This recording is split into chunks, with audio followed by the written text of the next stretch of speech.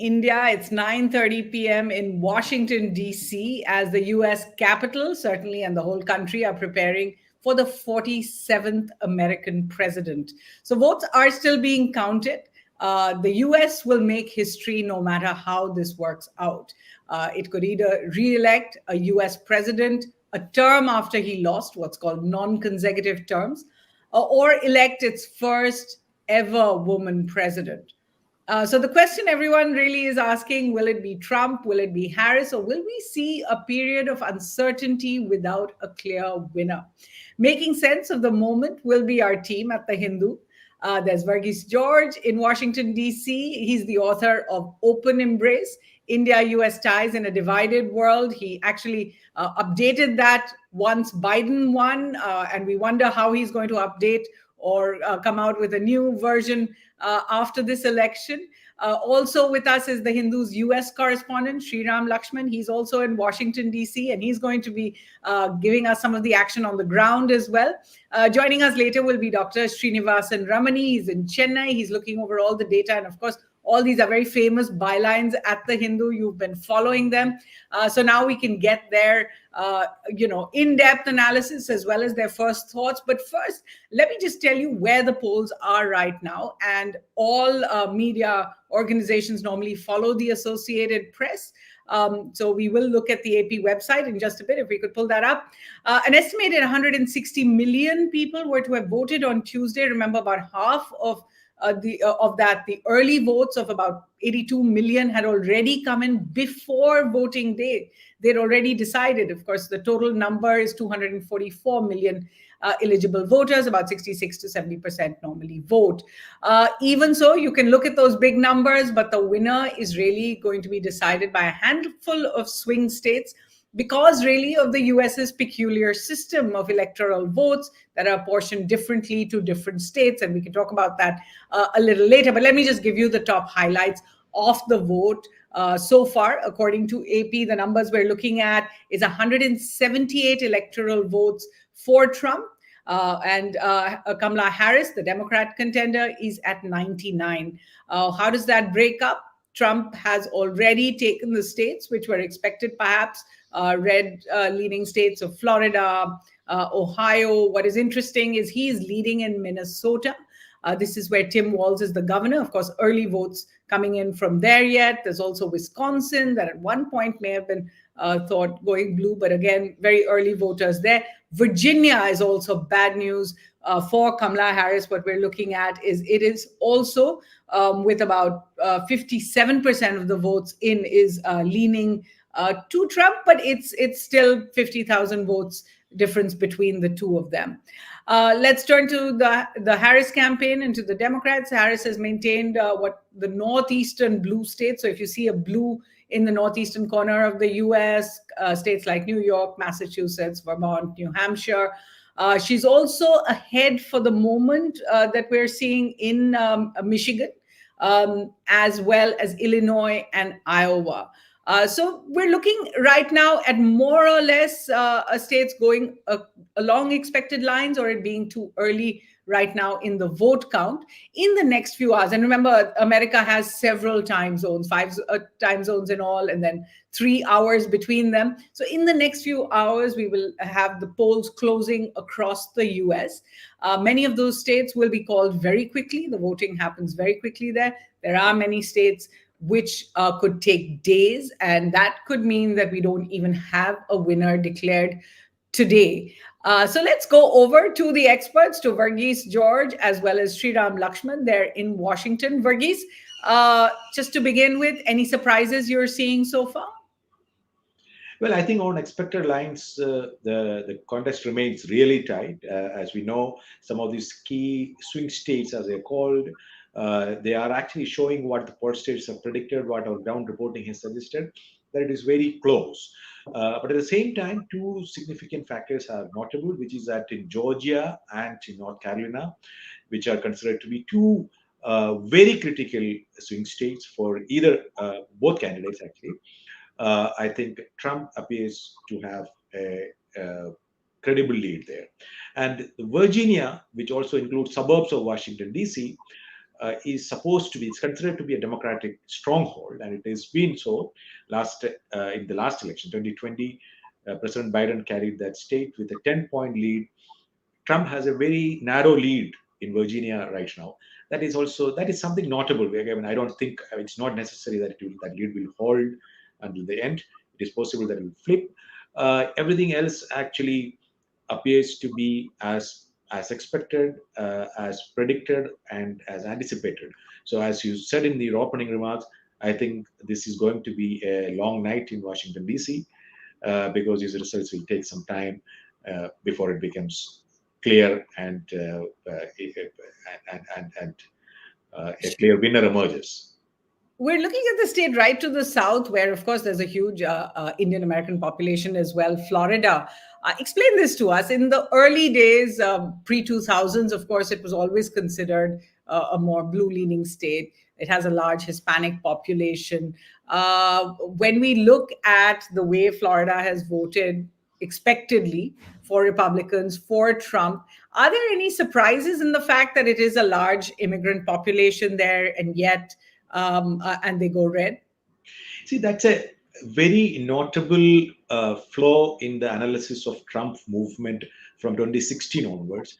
This assumption that is nearly almost axiomatically made by a lot of the commentators that Latinos and minority voters, because Trump had an anti-immigrant taunt to his campaign, they would turn against him. In fact, in 2016, he outperformed opinion polls among Latinos in Florida.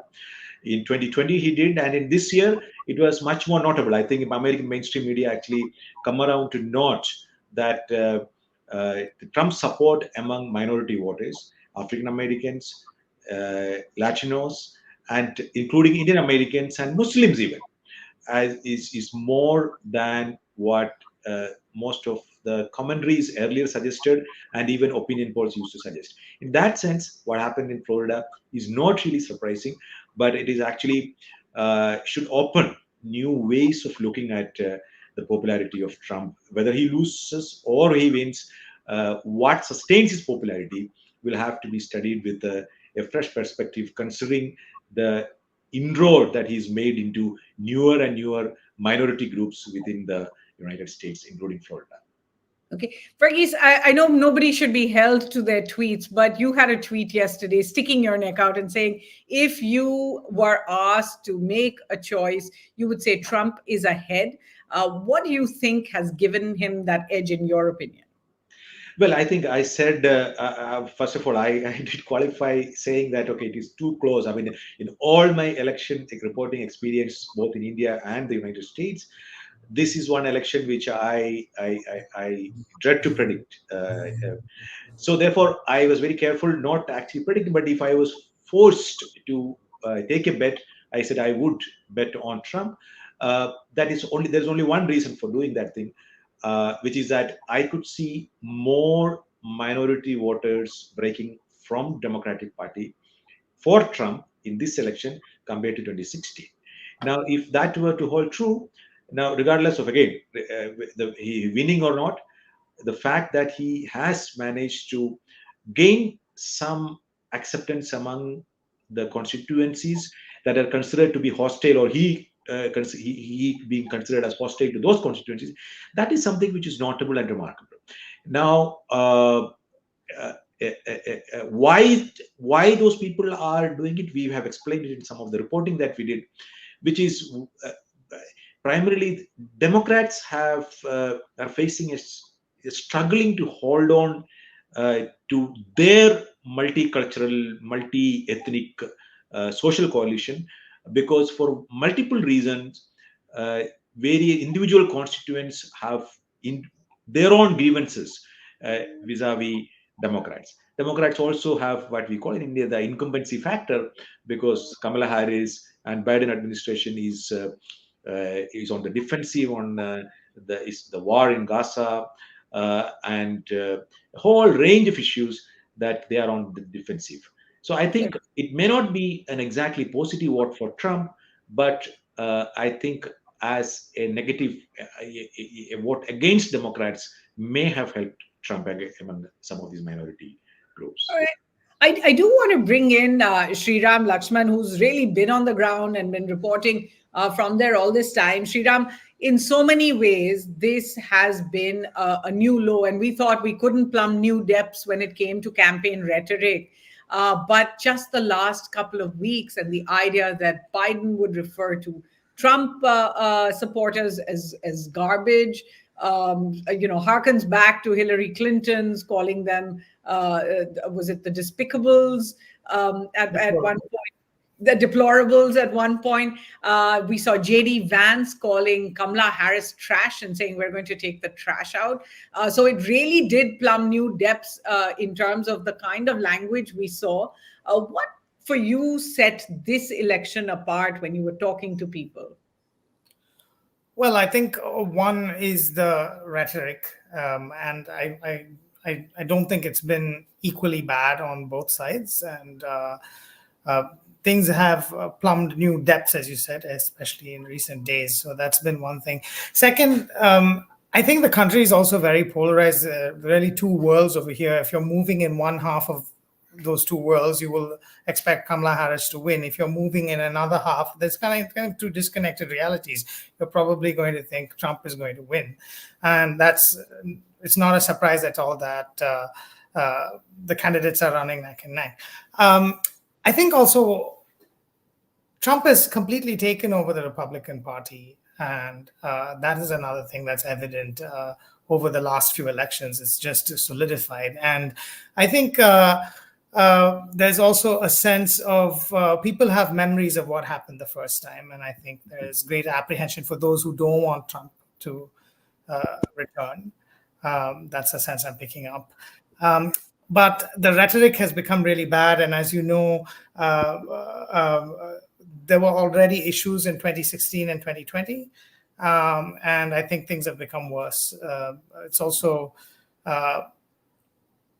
we're also living in different times now. Like there are two wars going on, at least in the world, compared to 2020. So I think a lot of passions are inflamed. All right. Varghese mentioned, one of the problems the Democratic Party has had is internal. A lot of people disappointed that Kamala Harris did not go much further when it came to the Gaza war, to Israel. Many concerns about states like Michigan in particular, which have a large Arab American population. We're looking at the Michigan numbers. Just about, I think, 13% have been counted so far. Kamala Harris is up ahead. Do you think she was able to close the flanks behind her in the last couple of weeks? Or has her real battle been uphill within her party? I think we're going to, I don't want to hazard a guess till all the results are out, but I think what's happened is I actually spoke to somebody who happened to be Jewish today, and she said Biden is very pro-Israel, and therefore I'm going to be voting for Harris. And I think what we do know is we're seeing Jewish people supporting the Democratic Party still. The risk is, as you had alluded to, Arab Americans staying at home, and some of them have come out in support of Trump. I don't know if you saw that he wrapped up his campaign in Grand Rapids, Michigan, and the mayor of Hamtramck was there, Amir Galib. He was there, and he said, "You've broken this wall of fear and isolation between the Muslim and Arab Americans and Donald Trump." And this is kind of what Varghese was also referring to, that Trump has made inroads into these communities. But whether those are enough inroads to swing a vote in his favor in, say, Michigan, I don't know. But because the Democrats have been making the case that, yes, you're not happy with what's going on here, but look at what Trump did. He appointed David Friedman as U.S. ambassador to Israel. He moved the embassy from Tel Aviv to Jerusalem. He encouraged indirectly expansion of settlements. So, it's not an enviable position that Arab Americans are caught between a rock and a hard place, as it were. And we'll have to wait for the numbers to come and see how many of them sit at home as a protest vote. I spoke to some people are planning to do that, and how many actually go vote for Trump, which I don't think many will. Right. And, the Jill Stein option perhaps has not panned out as maybe she had herself expected. Right. So we do have at this moment, we also have Dr. Srinivasan Ramani, who's been watching all the data for the Hindu at this point. I do want to go around you and get a sense of what you think was the most important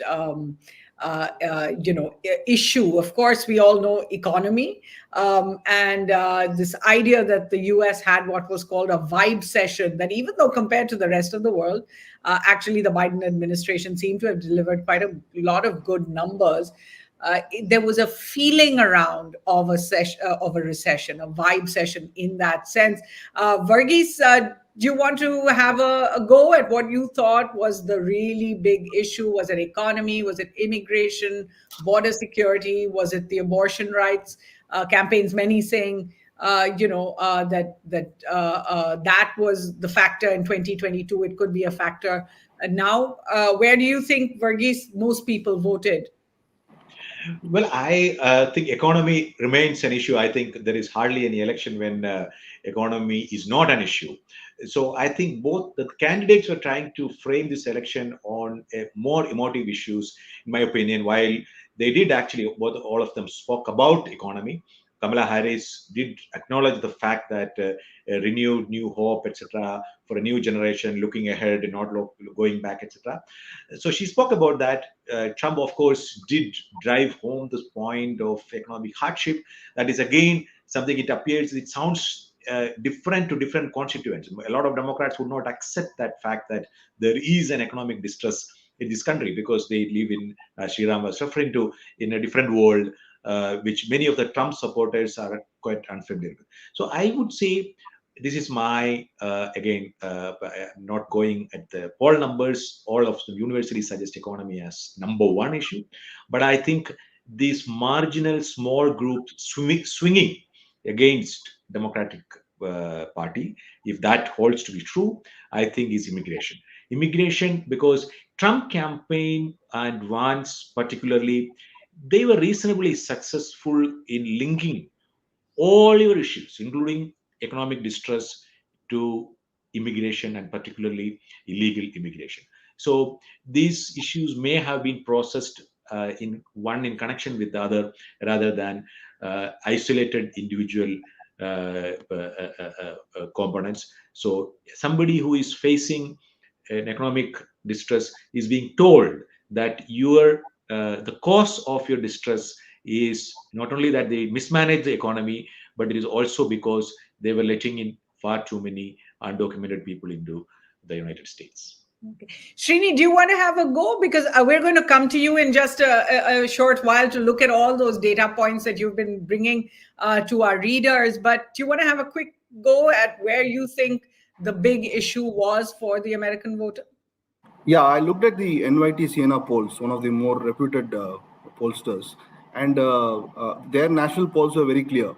They mentioned that the respondents were always saying, most of the respondents were saying that the economy was the key criteria based on which they were choosing the candidate. Close to 27% of the respondents were saying the economy was the number one issue. Immigration and abortion, they were tied at 15% each. And then you had issues such as the state of, what could happen to democracy if Mr. Trump comes to power and so on. So on the economy issue, of course, the vote also broke slightly in favor of Mr. Trump. He had close to 49% of the vote as compared to Kamala Harris's 46%, according to the opinion poll. So clearly, the economy seems to be one clear criteria based on which voters are deciding. But of course, as Varghese pointed out, it breaks differently in different regions. In rural economies, which were battered during COVID and took longer to recover, perhaps, in those places, Mr. Trump seems to have consolidated his vote. And on the other hand, in the urban areas, which were already democratic in some sense, this issue was seen as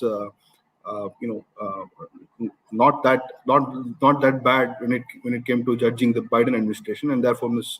Harris seems to have done well. We'll have to look at the final exit poll today to make a sense of how did this break out.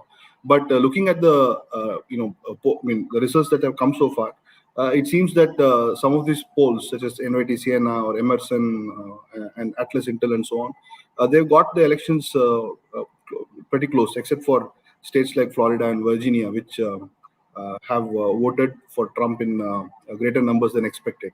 But again, those numbers still fall within the error margin. So we'll have to wait and see what happens as more results pour in. But quickly, from what I can see so far, it looks like the path to victory for Miss Harris seems to be narrowing down further, and she would have to retain the blue wall states of Michigan, Wisconsin, and Pennsylvania if she has to have a clear shot at the White House. The expectation that she would flip one of those Sun Belt states, that is Georgia or North Carolina, doesn't seem to be panning out as things stand. Sure. And Srini, we're going to come back to you in just a bit, but I do want to talk about the historic nature of this election a little bit. As I said earlier, it's history either way, but there is a rider. If Donald Trump wins a non-consecutive second term, and I actually did look this up, only one former president, and that's Grover Cleveland, did 2 non-consecutive terms in the White House in the 1880s and then in the 1890s. So that is historic. He'd be only the second president to have won, lost, and then come back in this way. If Kamala Harris wins, of course, there are many firsts that have already been really celebrated. The first woman president, the first person of Indian descent, the first person of Jamaican descent, although she has identified more and more as an African American in that sense. She is certainly the first Black person since Barack Obama, first president to have a Jewish spouse. She would be as well. And then for Indians, of course, a historic election in every way. And may I say, particularly for South Indians. There's Harris, whose mother, Shamla Gopalan, emigrated from Chennai. Family belongs to Tamil Nadu's Tulasendrapuram in Tiruvarur district. And of course, we've seen those boards over there, although not as much excitement as perhaps one would have expected. Perhaps a question of the fact that Kamala Harris hasn't actually returned to her roots as vice president. She hasn't come to India in her 4 years as vice president. On the other side, there's Usha Chilakuri, who's the wife of vice presidential hopeful for the Republicans, J.D. Vance. Her parents are from Andhra Pradesh. She still has family in Vishakhapatnam. I believe there's a 96-year-old great aunt as well. So as one diplomat told me, whether it's White House or Blair House, we are going to have an Indian connection over there. Sriram, very quickly, I want to come to you and then to Varghese to ask, how much does that really help when it comes to India-US ties? Does it help to have, in a sense, a Desi in the White House? Sriram?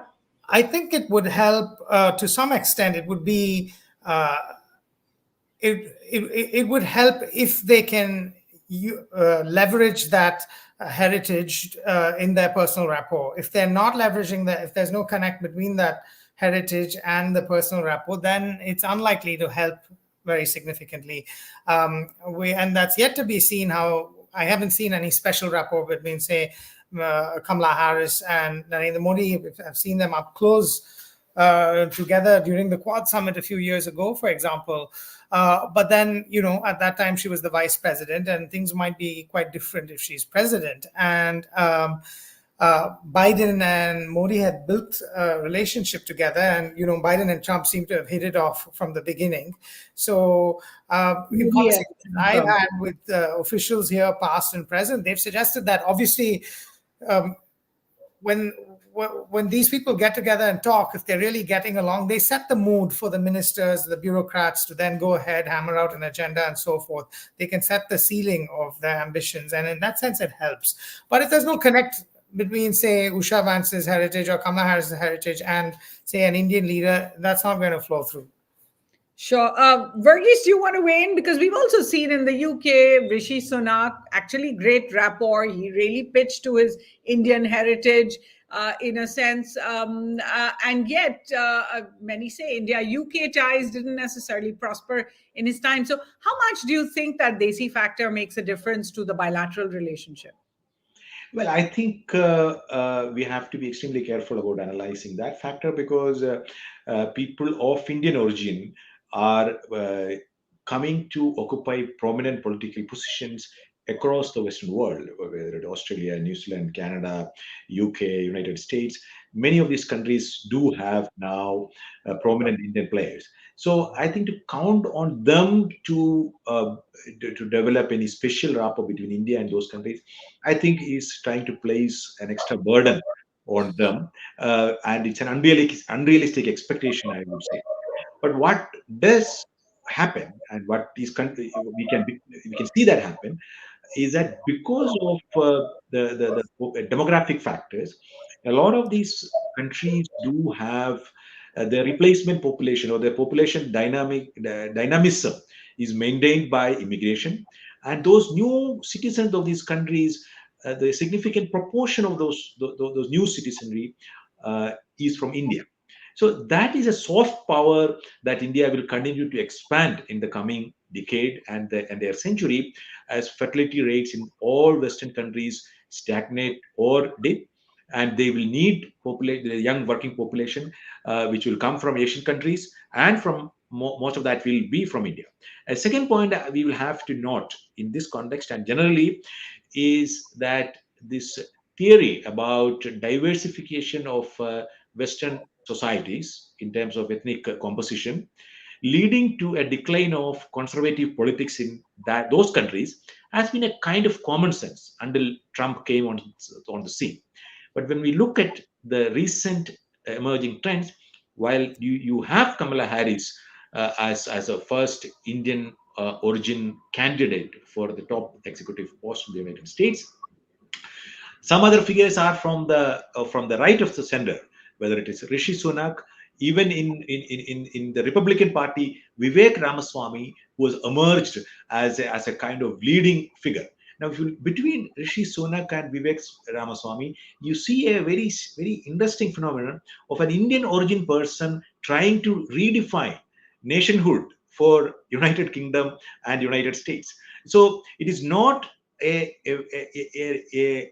purely predictable or an inescapable fact that because these populations are diversifying, the left of center politics will, or the non-conservative the politics will be getting a momentum or an additional strength. In fact, Sriram would be able to explain it as much better for us.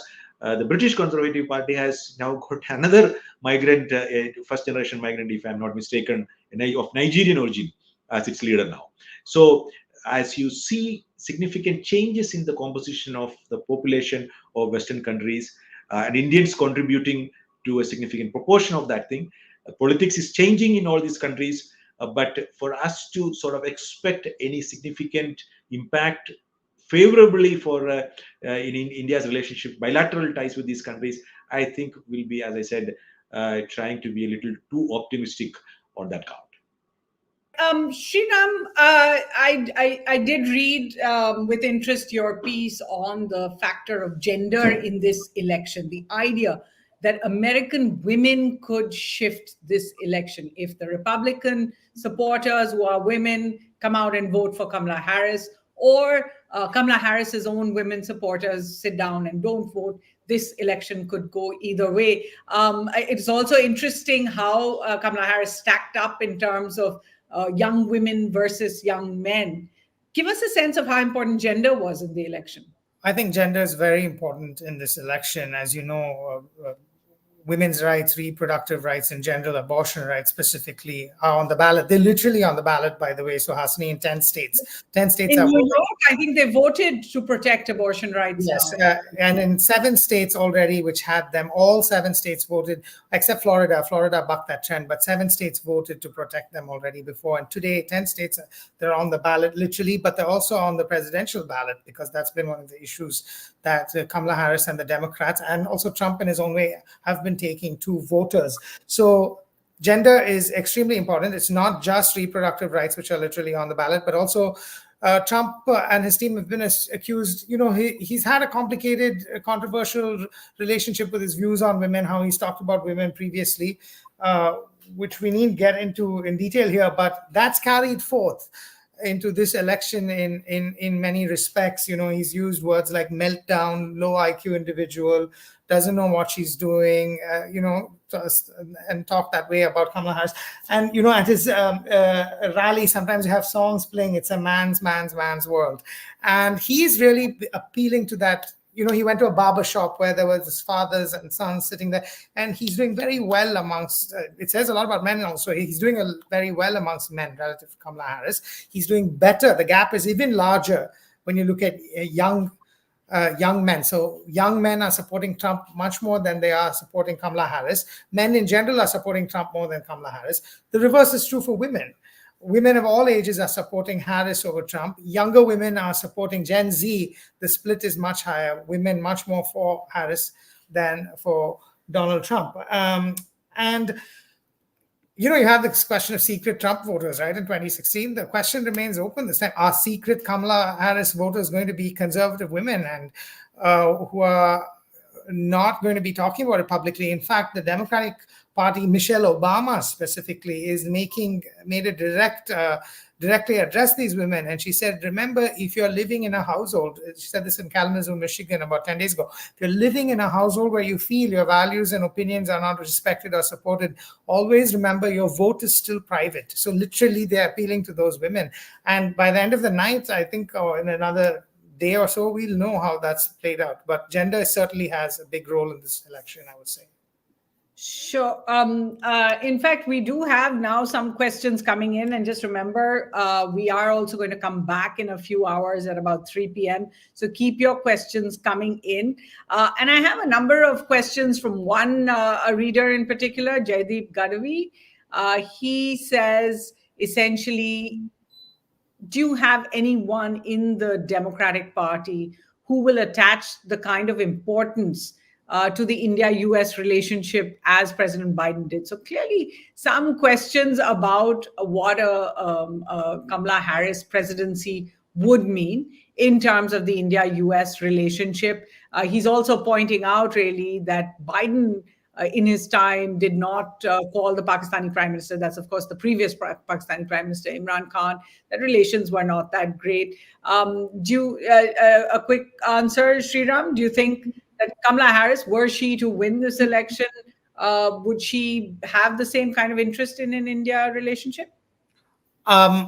So the answer is it's not just down to Kamala Harris. There's a huge machinery at work here, to borrow a phrase from the Republican campaign. There is a huge Washington machinery. Trump is right about that. You have Kurt Campbell, who's the Deputy Secretary of State. He's one of the biggest India champions. Used to be in the White House, and he's moved over there.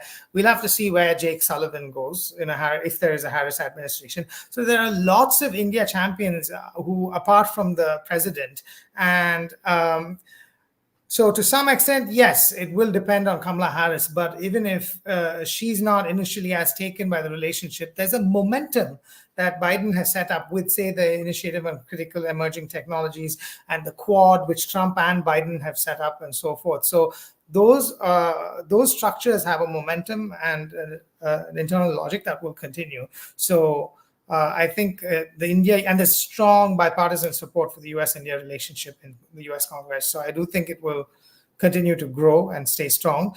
And what was your second question? Essentially, whether you would have the same relationship towards Pakistan as well. Correct me if I'm wrong, Suhasini, since you watch this area very closely. Initially, Trump and Imran Khan did not get off to a good start because of some tweets from Trump about terrorism in Pakistan, but then they warmed up. He came to DC, and there was, he presented a cricket bat, I think, to Trump, or Trump gave him a cricket bat. Something happened. There was an exchange of a cricket bat. And I'm actually curious to see what will happen to Imran Khan if Trump comes back to power. I think the entire South Asian region could see a lot of shifts, and we do hope to talk about that in a little bit. Varghese, quick comment to you. We've got one question really coming from a reader called Ashok, and he's essentially asking the question, which I think is on a lot of people's minds: will both candidates accept the verdict no matter what happens? Do they have concession speeches ready already? What's your take? Well, again, I am sticking my neck out here because I think both candidates, both parties have done it once by not really wholeheartedly accepting the verdict. There were issues with the elections in 2016 and 2020 because there are various allegations flew from the losers in both 2016 and 2020.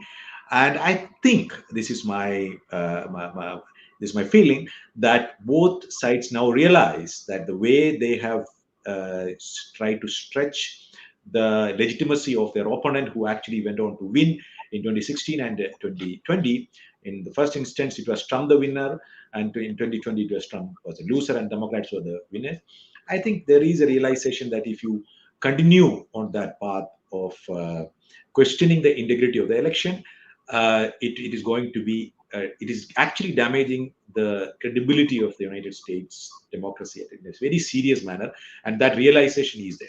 This will also spur both sides into taking some measures that are actually very essential and commonsensical to increase the credibility of the electoral process. In fact, this is not the occasion to go into it, but when we in India know that we have a centralized voters list, there is a list of documents that is mandatory for you to process on the day of the election, and there is one day that you vote, so on and so forth. Donald Trump raised that issue even today during counting, and there are a lot of Democrats also are coming around to the view that you need to have a bipartisan effort to ensure that the electoral process maintains its credibility, and that is a bedrock of the entire the process. Itself will have to, for it to remain credible before public eyes, there has to be a bipartisan consensus on that thing. I think, therefore, whoever will be losing this one will concede the election in fairly quick manner.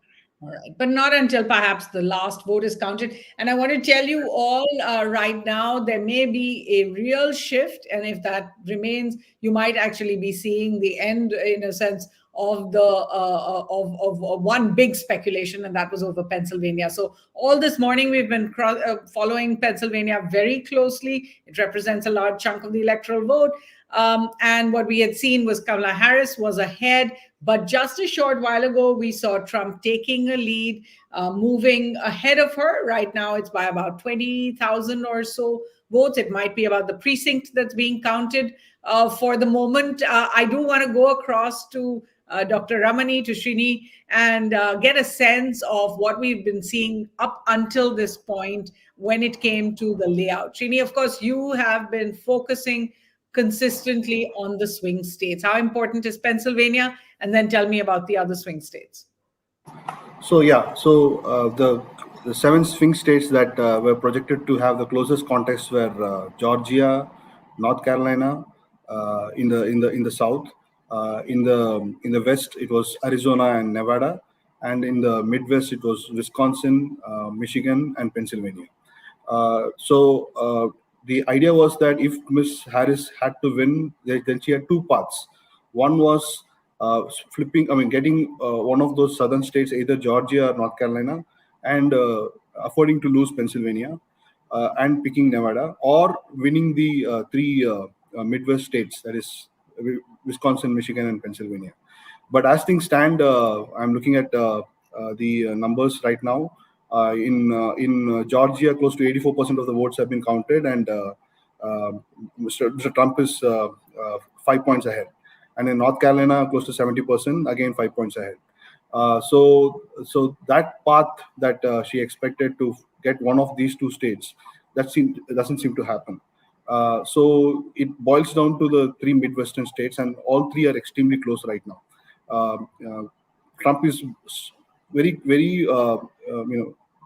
leading by a very small margin, close to one percentage point in Pennsylvania, close to 2 percentage points in Wisconsin, and in Michigan, on the other hand, Ms. Harris is leading by 3 percentage points. So it will boil down. I think this is going to take a while to decide what's going to happen, because we are seeing at every batch of votes coming in, we are seeing the leads flip. So this is going to take a lot of time to resolve, and I think it will boil down to these 3 states. if she manages to retain, and that it's going to be a tall order for her, it's not going to be easy. If she manages to retain these three states, and that's the only path for her to win.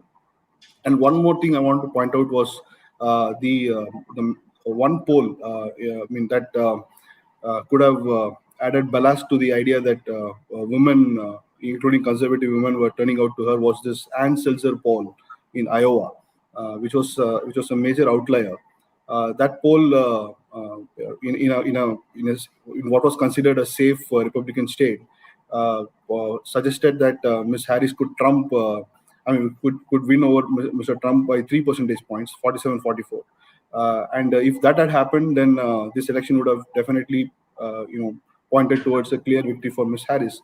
But when I look at Iowa numbers that are poured in right now, after 38% of the votes being counted, Mr. Trump is already ahead by 4 percentage points. And it doesn't seem like, what Ms. Selzer has predicted would come true. So that means we are in for a long night. We'll wait to see what's happening in the Midwest states. North Carolina and Arizona are still being, North Carolina and Georgia is still being counted, and we still have votes coming yet to come from the urban areas, especially in Atlanta, for example, in Georgia. But as things stand, it looks like Mr. Trump has a definite advantage in North Carolina and Georgia. So it's going to boil down to the three Midwestern states. Right. And in fact, as we speak, Iowa was blue to start with, has gone red. Pennsylvania, it has gone pink, I should say. Pennsylvania also flipping. They could flip back depending, as you said, on what precinct is being counted. Luckily for us, it's a long day. For Americans, of course, it's a long night. Shri, I did want to ask you, we all know that the coastal states tend to go blue. They are the blue states. The South does, by and large, go red. Right. But what's been important, at least in the 2016 election, is the fact of the rural-urban divide, that there was a sense of grievance, really, in the rural populations that brought Trump to power in the first place. Is there a rural-urban divide in this election as well? Absolutely. It's pretty clear that, the urban-rural divide was evident not just in recent cycles, but in the earlier cycles as well. That's the reason why the Republican Party seems to always do well in the Bible Belt, what so-called Bible Belt in the southern states, and also in the forested states in the north. There was this very excellent article in New York Times that talked about that looked at landscapes, right? So it showed that if you have places which are made more of concrete, that is, if you have more urbanized areas, that's where the Democratic Party was doing very well. But if you add more greenery to it, that is, if you move towards agrarian areas, if you move towards areas which also had forests among it, that's where the Republican Party did well, and that distinction holds true even now, which is why we are seeing that every time a precinct starts reporting from urban areas, we are seeing that there is a jump in Ms. Harris's tally. But every time rural counties start reporting in, you see a increase in Mr. Trump's votes, even among the swing states. And there's also one reason why these swing states are swing states, because these are states which are not entirely rural in character or not entirely urban in character. We have a significant amount of suburban votes here. We have a significant amount of urban votes here, as well as rural votes. And that's why these states are much more competitive. Unlike purely urban states like California or New York, or purely, I won't say purely urban, largely urban states like California or New York, or largely rural states like, let's say, Louisiana or Wyoming and so on. So this urban-rural divide is very, very distinctive, and that kind of explains the Republican and Democratic divide, not just the Harris versus Trump divide, but rather the Republican and Democratic divide in the U.S. In U.S. politics. And it's also one reason why the popular vote doesn't seem to count as much as the electoral college vote, because the rural states are overrepresented, and that means the Republicans have some kind of an inherent advantage when it comes to the electoral college, and therefore there is an added hurdle that Democratic candidates have to jump in order to be in contention in presidential polls, because while populations are concentrated in the urban areas, the urban areas are not uniform across the country, and the rural states are overrepresented. So that seems to be a pattern that has been very salient in the last few elections, and it seems to be true in this election as well. Right, and it certainly seems as if when you look at this popular vote versus electoral vote, because this is something for Indian viewers really of the U.S. elections that doesn't make any sense. How can someone be standing for president, get more votes per se than the other candidate, and yet lose? And if we look at, I think every election in the last 30 to 40 years, Republicans have consistently lost the popular vote, even when they have won the when they have won the election and the electoral vote. When you look at this election, because we saw a lot of swings, this election campaign has seen first the Biden-Trump face off. That didn't go very well for Mr. Biden, but then Kamala Harris comes to the fore, and then the popular vote swings again. There are assassination attempts. There are other surprises along the way. What essentially is where do you think the popular vote has been in this election? So, if you look at the popular vote breakups in the last few cycles, so except for 2004, when there was a very clear victory for George Bush against John Kerry, the Democrats have had the advantage. Even in 2016, when Mr. Trump defeated Hillary Clinton, there was at least 1.5% or close to 2 percentage point difference between Ms. Clinton's overall votes and Trump's overall votes. And last time also, Biden had a clear edge in terms of the popular vote, but was slightly closer on the electoral college front.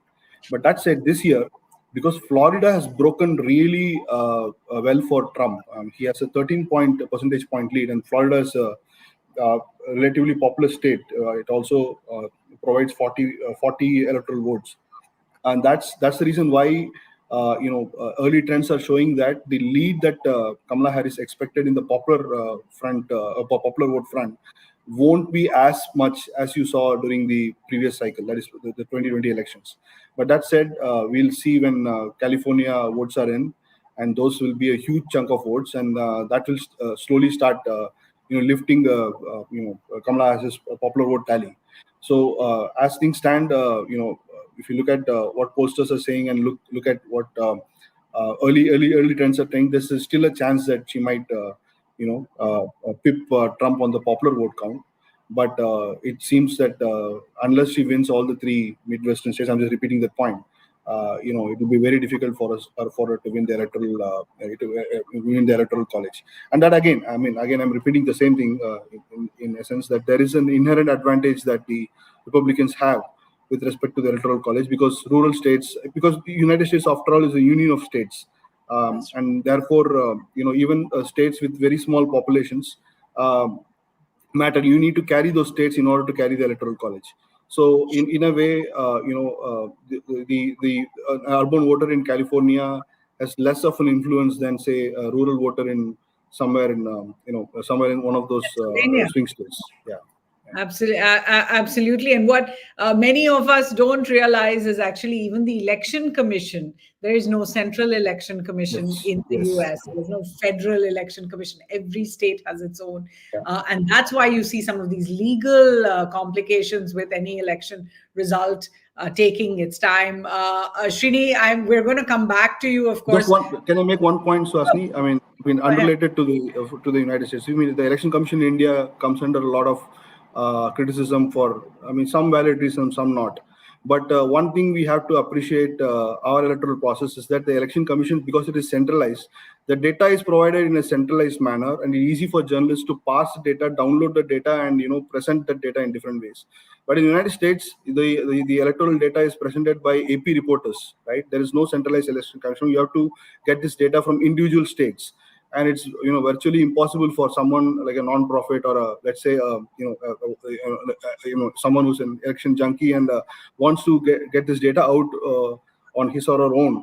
That's much more difficult, and we have to be thankful for the way our election commission presents this data, and that's something I thought we should appreciate.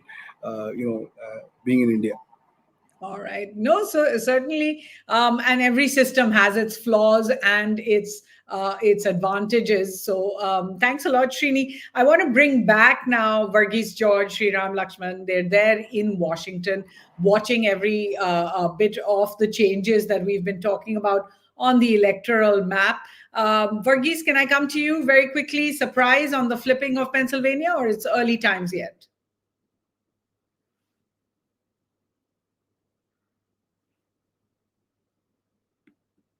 I think we're waiting for them to join us because they've gone out actually to look at some of the things that are happening. What I can tell you at this time, and as I said, as Srini said, we are following AP because AP puts its reporters on each of the states and then brings it together. So let's just take a look at that map over there. And here we have right now 198 for Donald Trump electoral votes, 109 for Kamala Harris. So far, we're not seeing major surprises, but it is important to take a look at some of those states that have turned for Trump or have gone pink. States like North Carolina, still pink, but of course, 73% polling is in. We're looking at Wisconsin, for example, with a lower share of the votes in, if you like. About 47% are in, and it's going towards Trump.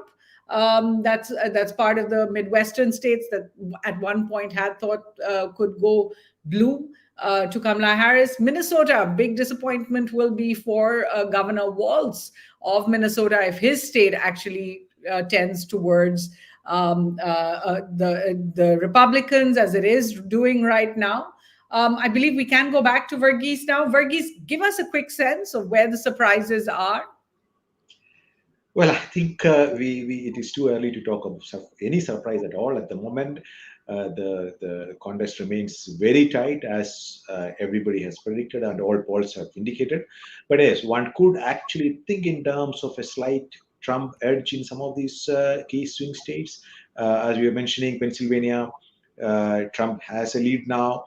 But as I would still say, the most surprising aspect of this election so far, again, I don't think that will remain the same way, is the marginal, very narrow lead that Trump has in Virginia, which is a very typical blue state in the recent elections.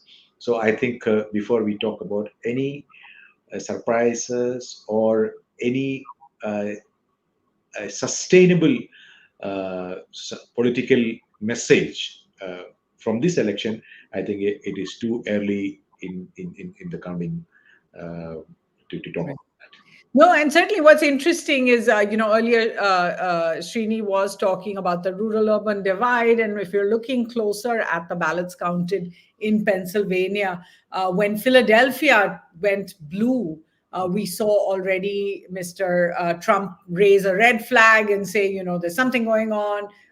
Allegations of cheating came very early, but then quietened down as Pennsylvania did flip when some of the more rural areas have come in. But for the moment, we're seeing Pittsburgh, Harrisburg, Philadelphia, Allentown, all very much blue, while the rest of rural Pennsylvania going pink. The reason I keep coming back to Pennsylvania, of course, is 19 electoral votes there. It is a big one for whoever wins it.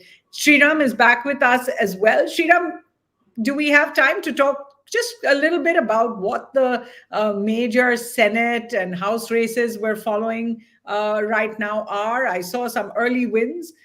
Give us a sense.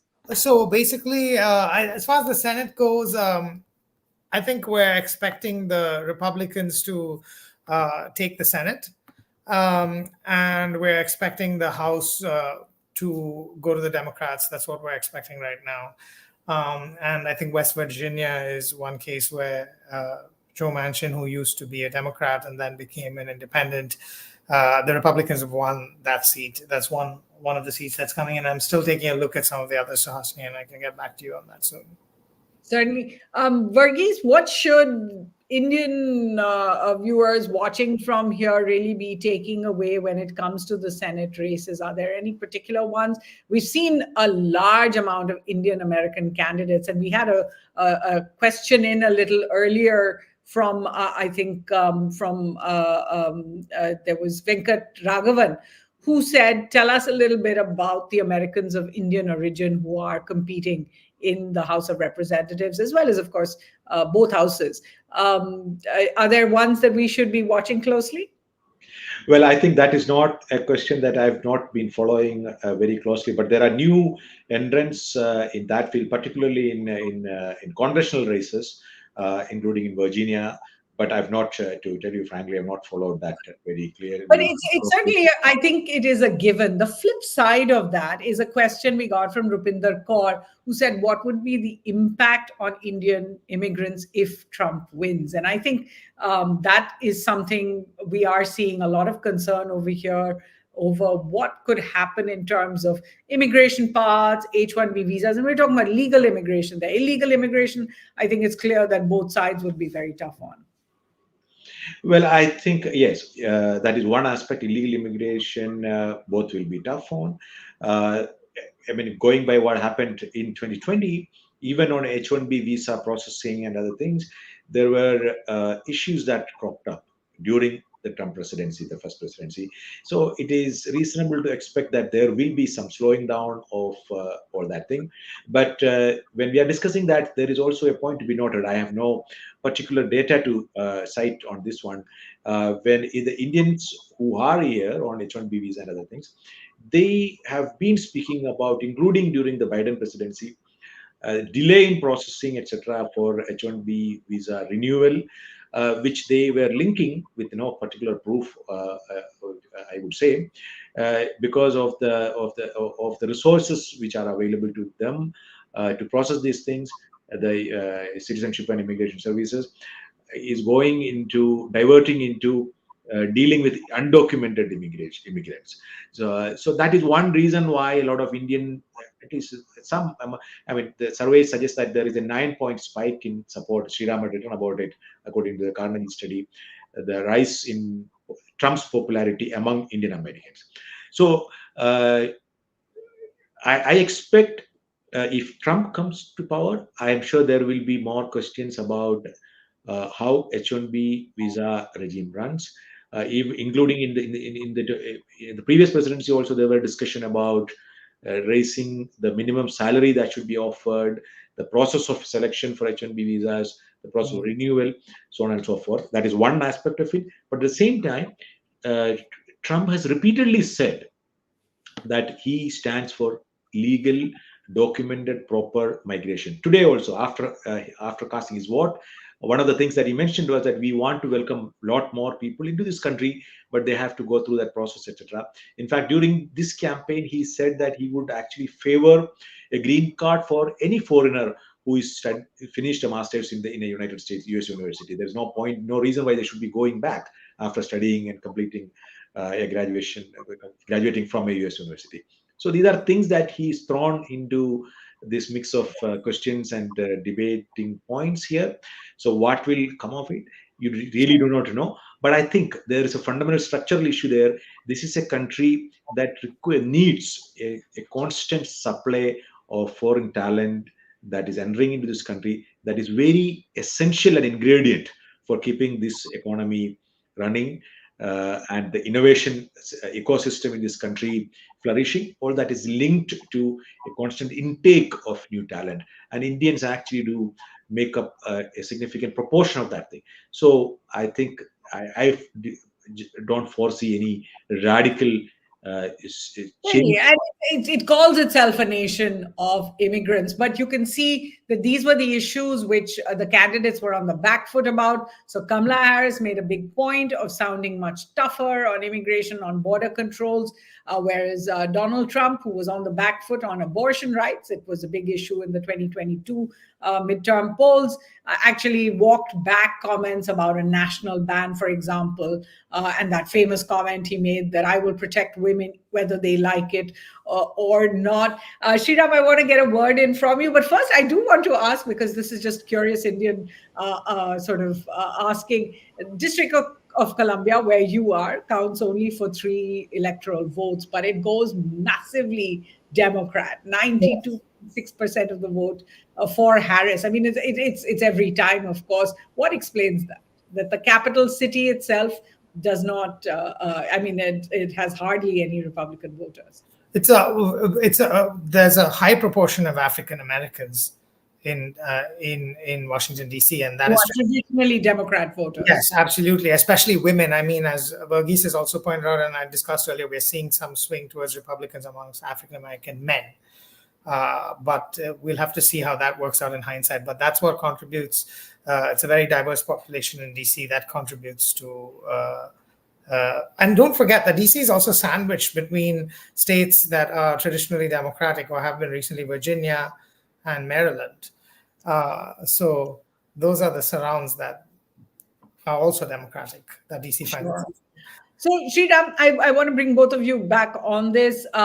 Before we go, we've got about 5 minutes left in this live. Yes. And of course, we will be back here at the Hindu. We're trying to, go across all the issues that are important in the US election, how it affects the world, how it affects our region, and of course, India itself. But give me your sense, Sriram, of where you think the outcome of this election is going to impact India-US ties, or is there no impact at all?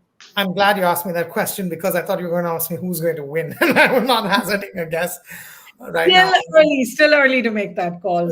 Parts of America still closing their polls. So in terms of overall US-India relationship, I do think that's going to continue to grow because of factors I already explained. There are layers and layers that are supporting it. The US Congress, there's the bureaucracy, and so forth. There is also both Donald Trump and Kamala, the Democrats have demonstrated already that they are interested, even rather than the Republicans. Trump 1.0 has demonstrated an interest in India. Of course, the emphasis is on different aspects. For example, you're going to find the security aspect of the relationship heightened under a hypothetical Trump 2.0. He revived the Quad. It was under his administration that the US was eager to revive the Quad again. Biden elevated it to the leader level, as you'll know. Trump is not focused on a rights-based approach as much as Democrats are. So you're going to have greater discussions around, say, human rights, democratic norms. These will happen largely privately. And as you know, Suhasini, since you cover this every day, the Indian government is also has also pointed out that the discussions are both ways. And we sometimes see some gentle sparring at joint press conferences. So that aspect of it will happen more under the Democratic administration.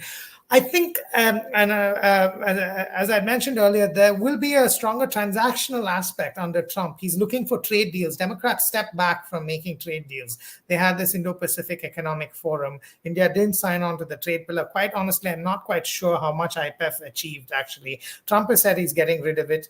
As you will recall, towards the end of his first term, he was looking to do a mini trade deal with India, with some low-hanging fruit. I think they'll pick up on that. We can expect a transactionalist approach if Trump is there, but also some gains in trade and security. Yes. Right. Varghese, I'm going to just pop over here. I did keep a copy of your book. This is one of the first copies that I was able to get after Trump won. And as you can see, it says India-US ties in the age of Modi and Trump. I know that you updated this.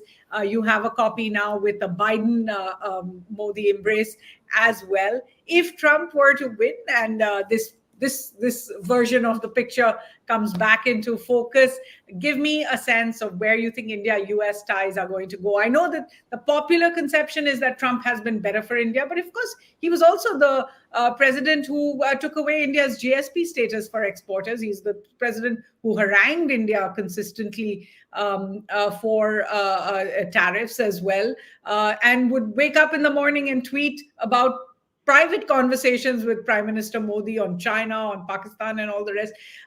So just give us a sense of where you think this would go if Trump were to win.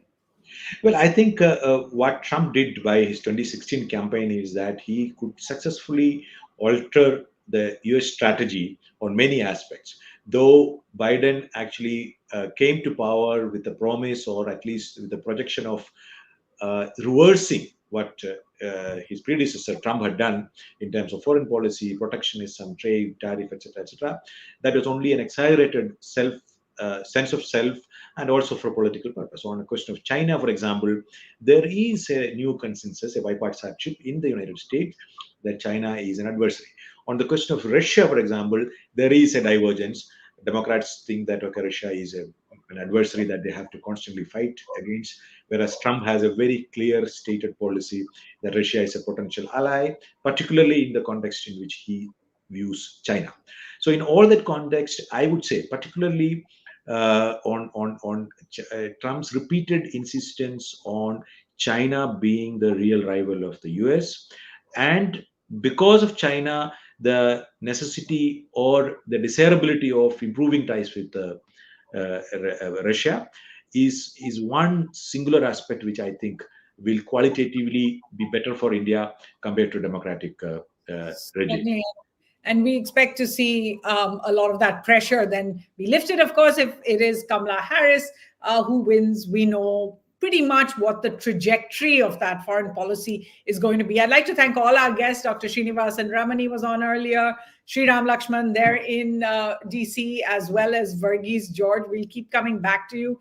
I know you're not going to get much sleep tonight here in India. We'll stay up, of course, through the day watching. And you can join us here at the Hindu a little later for a discussion on how the results, and we'll know much more by then, will impact India, South Asia, other geopolitical spheres. That's at 3 p.m. We're going to be joined at that time by Stanley Johnny, Kalol Bhattacharjee, and Dinkar Perry, all bylines that you already know. And they'll weigh in on different aspects of what's going to come next. As I said, by 3 p.m., 4:30 a.m. in the US, we'll know a lot more about how this race is going. We're also going to have two special guests with us, former ambassador to the US for India, Arun Singh, as well as former Pakistani ambassador to the US, Hussein Haqqani. So do stay tuned. Log into www.thehindu.com and certainly join us again at 3 p.m. this afternoon. From the team here, thanks for watching.